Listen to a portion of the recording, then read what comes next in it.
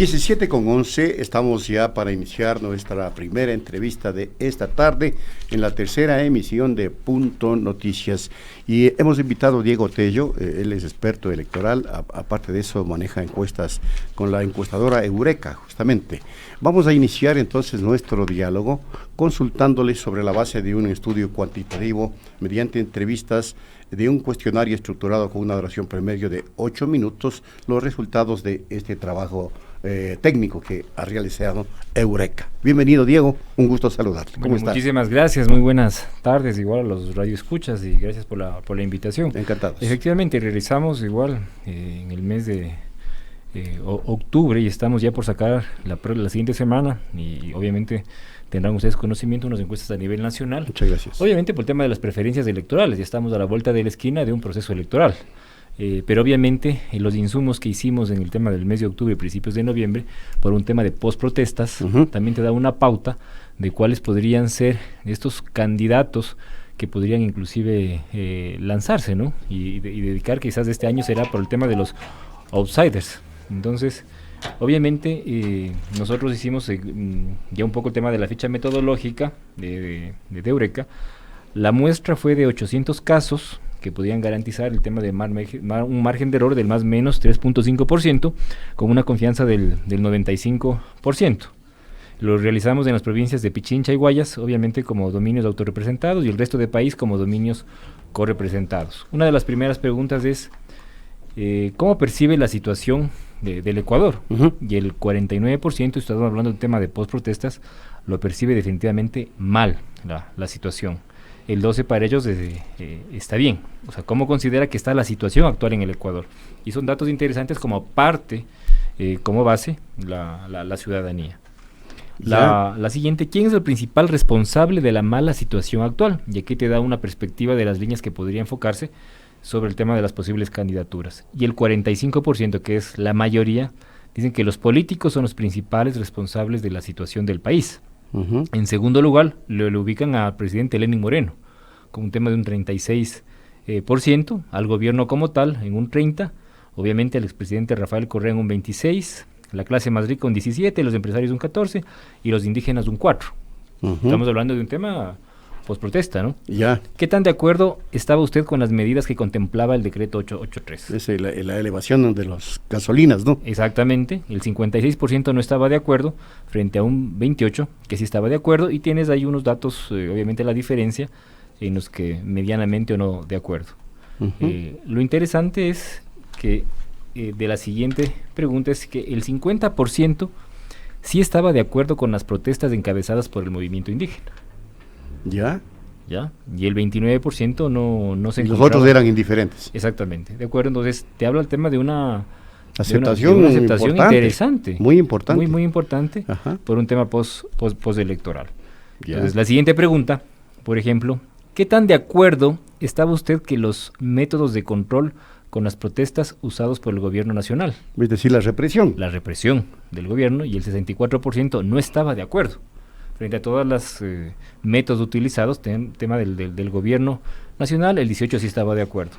Ya. Y aquí vienen algunas preguntas ya muy puntualizadas, ¿no? ¿Qué tan de acuerdo estaba usted con la actuación de las Fuerzas Armadas durante la protesta? O sea, 58% no estaban de acuerdo, frente a un 23% que sí estaba de acuerdo, y obviamente tienes ahí también los segmentos que hacemos por hombres y mujeres. O sea, los hombres del 66% dicen que no estaba de acuerdo. Interesante que los de 33, 34 años o menos te hablan de que es el 69%, te dicen que no estaban de acuerdo frente a las protestas, y obviamente tú encuentras en ese margen de edad quienes salían a las calles en la protesta, ¿no? Este dato me parece interesantísimo. Este se hizo una muy sí, porque es la primera vez que veo que alguien ha hecho esto. De comunicación, ¿no? Porque eso fue, claro, tú cuando querías seguir, y lo decían en forma también de meme, cuando uno quería seguir las noticias que pasaban durante la protesta, ¿qué hacían? No es que prendían la televisión y veían un canal que estaba... No, iban al tema de las redes sociales. Entonces, la pregunta que se realizó es, ¿cuánto cree en la información transmitida por los medios de televisión nacional durante la protesta? El 61% ponen, no le creo. Esto es tremendo, es un jalón de orejas tremendo a los medios de comunicación. Exactamente, sí le creo. Entonces, ahí, y la mayoría de hombres no les cree. La mayoría, 72%. exactamente, son hombres que no les cree y obviamente, y seguimos con el segmento de edad de los 34 años o menos, que son quienes manejan también el tema de redes sociales y están informados, tienen el 71% no cree a la información transmitida por los medios de comunicación. Ajá. O sea, ese dato es un dato muy decidor, ¿no? Respecto de cómo está esta relación. Y muy duro, como dices tú, Washington, para el tema de los medios de comunicación. Claro. Y si alguien, ya algunos analistas han dicho esto, Diego, si algún perdedor existió en estas jornadas, fueron, entre otros, los medios de comunicación y algunos políticos. Exactamente, y hay que también tomar en cuenta que la ciudadanía no olvida. Y eso va a estar pendiente para lo que se nos viene para los próximos eventos que tenemos. ¿Cuánto cree en la información proporcionada por los medios digitales? Transmitidos por redes sociales durante las protestas. O sea, hay un porcentaje muy interesante aquí en el tema del medio digital. El tema de redes salió muy favorecido, ¿no? O sea, el 41%, o sea, sí le cree. Este es interesantísimo. Ha estado muy pendiente del tema de redes, videos, etcétera. Obviamente que la información tiene que ser igual corroborada, etcétera, pero era un medio en el que podíamos estar atentos de lo que sucedía en los diferentes puntos de la ciudad. Lo que quiere decir que se comprueba también lo que ya se dijo, que las redes tomaron un rol protagónico en estas, definitivamente, en estas protestas, ¿no? Habían protestas, llegaron igual de televisión o medios internacionales a realizar también algunas coberturas y lo hacían, o sea, muy objetivamente. Los medios tradicionales quedaron, digamos, con una mala imagen. Con una mala imagen, y no es que Diego Tello lo dice, es el tema, tema no encuesta, y quizás lo sacaron también otros igual colegas frente a esto, los analistas. Es evidente. Entonces, la mayoría de los analistas han coincidido en que los medios tradicionales quedaron, pero muy mal. Quedaron debiendo, no hicieron los deberes. Exactamente, o lo hicieron mal. O lo hicieron bien, dependiendo de cómo se lo vea. Claro.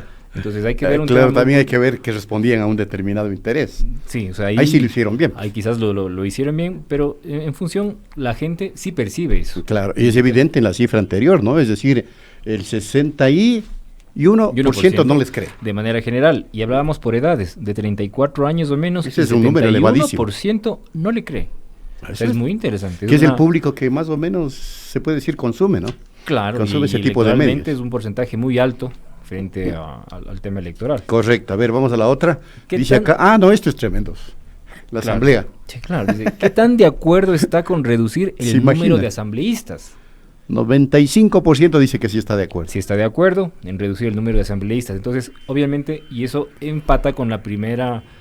con una de las primeras preguntas que hicimos sobre cuáles son los causantes del problema de las protestas que tuvieron, que es el tema de la parte política. La parte política, los políticos. Y aquí se enfoca. Obviamente, el número de asambleístas lo está definido en el tema de la Constitución, pero esto es una medida interesante para que lo tomen en cuenta para el tema de una reforma. Correcto.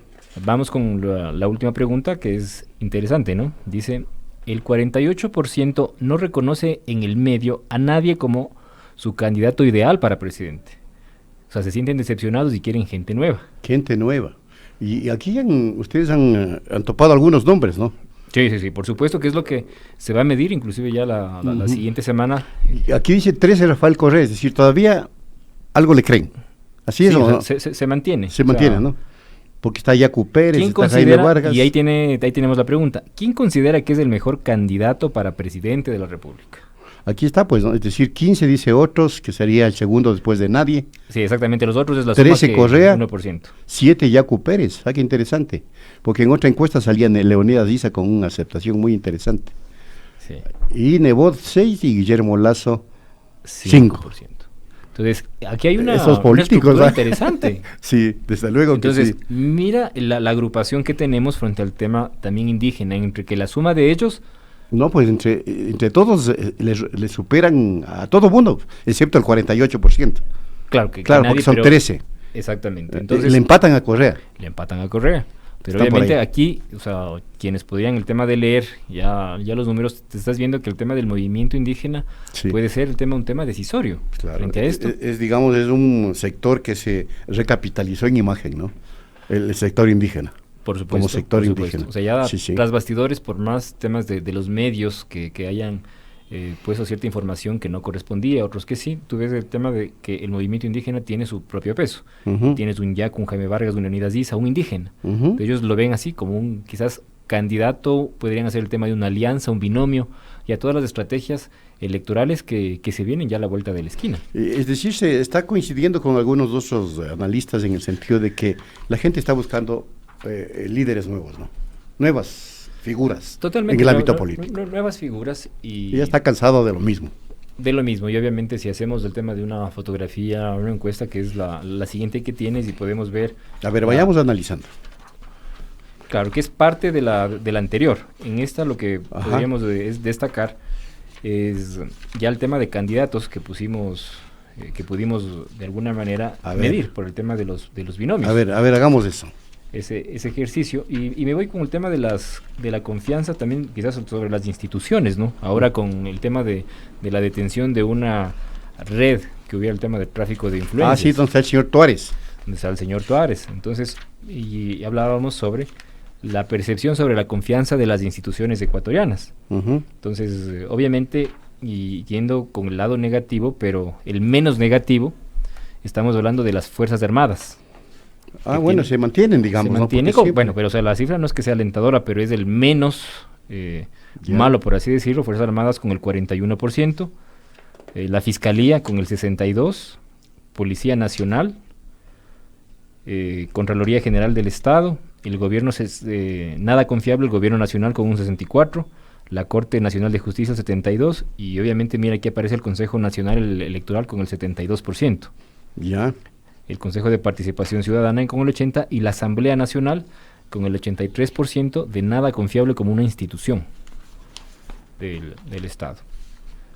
Y la siguiente, y ahora que estamos hablando de cerca de binomios, la intención de voto para presidente de la República. Hicimos algunas mediciones muy, muy interesantes con respecto ya de binomios. A ver, eso está interesante. Que lo pusimos no necesariamente fue el tema solamente del candidato presidencial.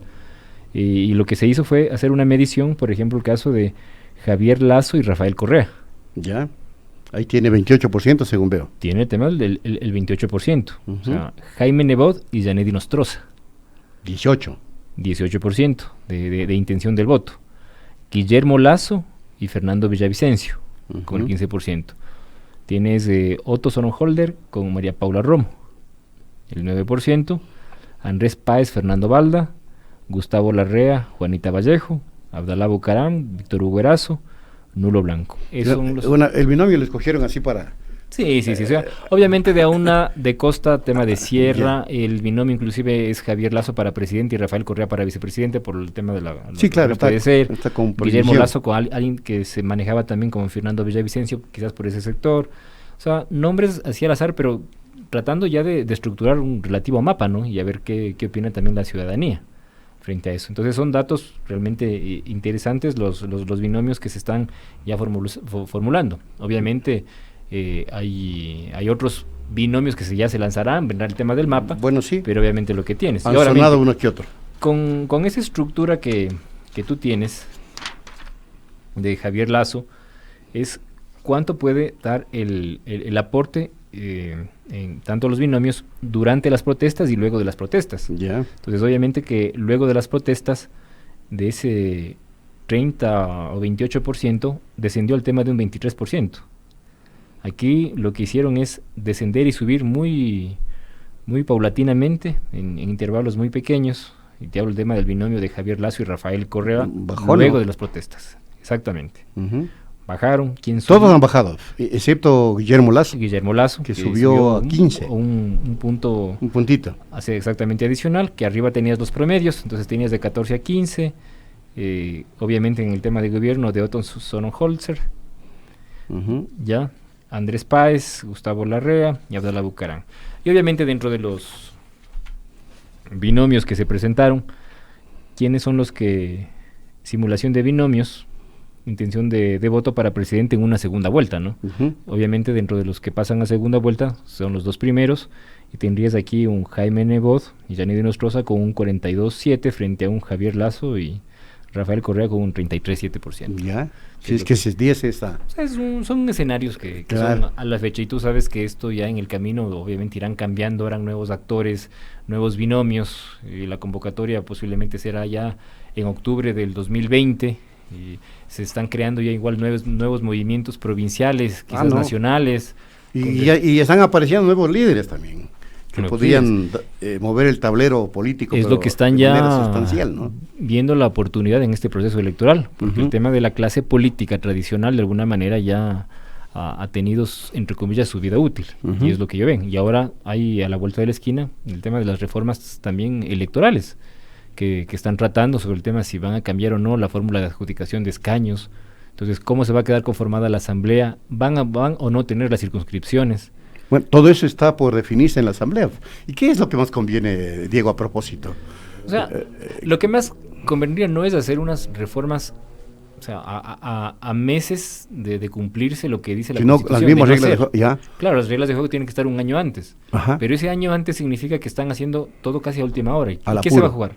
El tema de cálculos políticos. O sea, ya van a definir, oye, ¿qué fórmula me conviene? Si están en el tema de la asamblea una mayoría, déjale a la fórmula de Hunt porque nos conviene en esta ocasión. Claro, porque ahí obviamente tienen mucha más posibilidad de votos. ¿A quién le va a convener? Claro, a los que están, a los partidos quizás mucho más fuertes, no lo van a intentar ni siquiera topar. A los que no les conviene dicen, oye, no, yo también necesito tener asambleístas, no, pongamos Webster. Ahí Webster. ¿Para qué? Claro. Para que sea un poco equilibrado, entre comillas, pero también les interesa ser parte del tema de la asamblea. Ahora, en Hunt sin jurisdicciones, ¿les resulta igual o perjudica? En términos de este mismo análisis. Si es que yo elimino el tema de las circunscripciones, yo ocupo el tema de Hunt, de alguna manera también es más equilibrado. O sea, entre las circunscripciones sean mucho más pequeñas y tengo un método concentrador, se convierte en un sistema bipartidista, que dos organizaciones o tres se llevan todo. Si elimino circunscripciones, o sea, la teoría te dice que entre más abras las circunscripciones, tienes más posibilidad de que otras organizaciones políticas puedan llevarse el tema de los curules. Eso es lo que dice ahora. Pero el tema de eliminar las circunscripciones, pero toquen el tema de fondo. Hay circunscripciones, pero ¿por qué se crearon? Entonces tú tienes ahora candidatos, será positivo o negativo, para mí es positivo, que dicen, oye, en concejales, vienen del sur, del centro. Hay una representación mucho más específica. Exactamente, donde antes no tenías esa representación. Entonces dicen, no, pero si eliminamos las circunscripciones, lo que va a ocurrir es otra vez volver a asambleístas o autoridades que vengan solamente de un sector, de una parte de la ciudad. Y antes se hablaba de que todo el mundo es del norte, se olvidaron de que había el sur. Y era cierto. Así es, y te digo que esa fue... Pues, claro, ahí se democratizó, digamos, cuando hubieron las reformas, la participación. Inclusive al tema de la ley, y ahí se vio, datos estadísticos, en el tema de Quito, el 90-95% de los concejales eran del norte. Sí, la verdad. Así, entonces, es decir, era la élite política de los partidos. Exactamente. Ahora, si en inscripción de candidaturas van a poder representar que los primeros sean del norte, centro, sur, ya es otra cosa, pero, o sea, están a la vuelta, o sea, par de este mes de diciembre que van a tener para poder hacer el tema de ciertas reformas. La próxima semana ya van a votar ya. Sí, están apuraditos. Y van a ver en qué sentido, o sea, que haga un tema, y obviamente yo seré crítico y ojalá tengamos también un espacio para poder conversar qué reformas fueron las que aprobaron y qué no. Eso sería importante. Claro, para ya con la ley en la mano ver qué efectos tendrán. Y te diré con el tema de simulaciones, este va a ser, según proyecciones mías, lo que va a pasar en la asamblea, los futuros asambleístas. Ahí sería muy bueno hacerlo. No obviamente con nombres, pero para que se pueda conformar. Límites del gasto, temas de financiamiento, que sí es bueno que lo topen y que reformen. Claro, eso sí es importantísimo, ¿no? Ahora, esto de bancarizar los gastos electorales, ¿crees tú que sea conveniente? Porque ese es uno de los planteamientos, es decir, que todos los aportes, los registros que se den en las campañas sean bancarizados para que uno tenga acceso a ver cómo se manejan los fondos esos. No creo que sea por ahí la solución. Porque es una de las propuestas, ¿no? Sí, o sea, podrían ser, pero son temas muy complementarios. Yo creo que el tema de base, o sea, estamos hablando de campañas electorales de alguna manera millonarias. Es que son millonarios, ya están en campaña algunitos. O sea, iba eso. Y el código te dice, oye, tantos centavos por el tema del elector que te resultan a veces irrisorias. Si tú sinceras del tema de los gastos, cuánto cuesta una campaña electoral, y ahí pueden haber el tema de estudios, te van a decir que el tema del código está mal realizado para hacer el tema de una campaña electoral.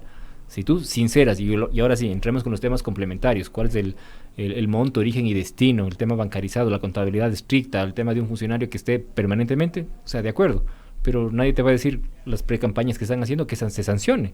También que eso está previsto en el Claro, es lo que se debería hacer, pero nadie está topando ese aspecto. El tema de precampaña. Estás haciendo precampaña. Cuando en el momento que te inscribas, o sea, te sanciona. A ver, se te deduce exactamente. Para que entren en términos iguales. Pero todavía no existe. Pero eso ha pasado toda la vida. Y es decir, nadie legisla para y seguirá evitar. pasando. Ahora mismo está pasando. Y que alguien ponga un poco las las reglas, que va a ser el tema de la Asamblea, pero se implemente, y eso le toca al Consejo Nacional Electoral y lo que le corresponde al Tribunal Contencioso Electoral. Ahora, el Consejo Nacional Electoral, ¿cómo lo puede hacer más efectivo? ¿Tienes tú alguna idea o alguna fórmula? Porque se puede decir, bueno, no, señor, usted no puede hacer pre-campaña, le vamos a descontar. Dijeron también en el proceso anterior, pero ya en los hechos no pasó nada. Sí, y no ha pasado nunca nada. El organismo electoral, como tal, el Consejo Nacional Electoral, tiene la capacidad de poder realizar estos actos administrativos y obviamente llegará al Tribunal Contencioso. Claro, pero pueden